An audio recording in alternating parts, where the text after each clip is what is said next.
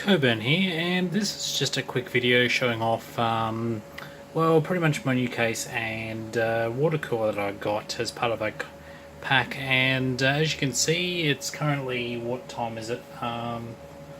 It's 8:30 at night on a almost winter. Well, actually, you could say autumn night. Well, yeah, day.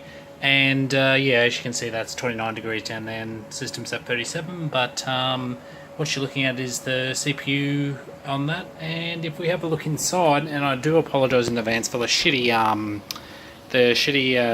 cable management. I mean, I will be honest with you, and I know cable management is not one of my strong points, but I will be honest with the amount of cables there. You've got two here for the RGB connections, then you have the power, and then so that's 4 in total here, because you've got 2 fans up there, and as you can see, if they're doing a disco effect and everything.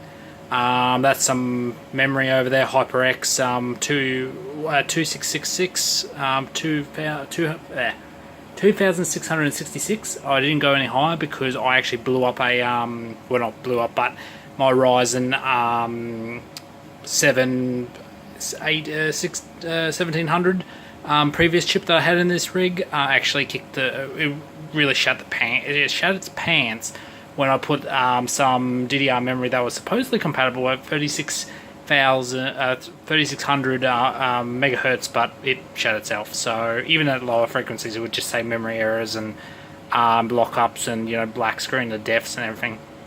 But that's my I'm not sure. I know I do say I do have a GeForce GTX 1060 in there, but that's not really a 1060 because it's a 3GB one. It's like a 1055.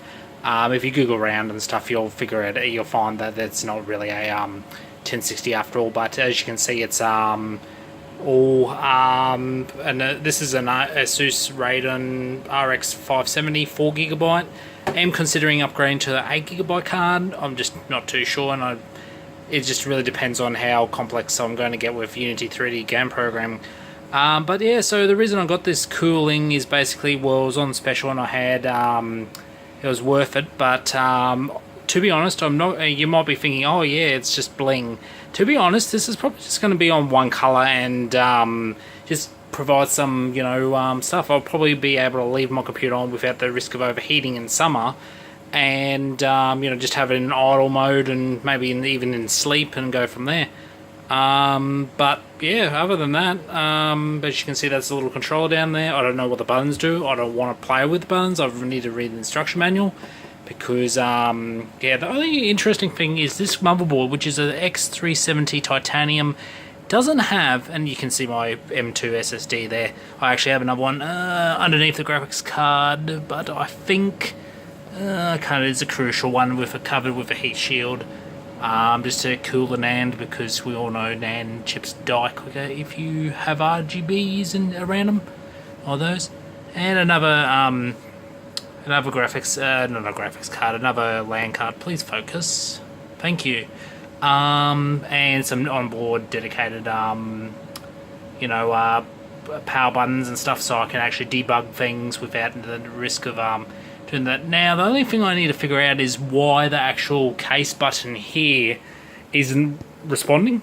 Like, if I press this, it doesn't do anything. I do not know why that is. I hope it's not a defective case. It pretty much looks like it might be a cable issue.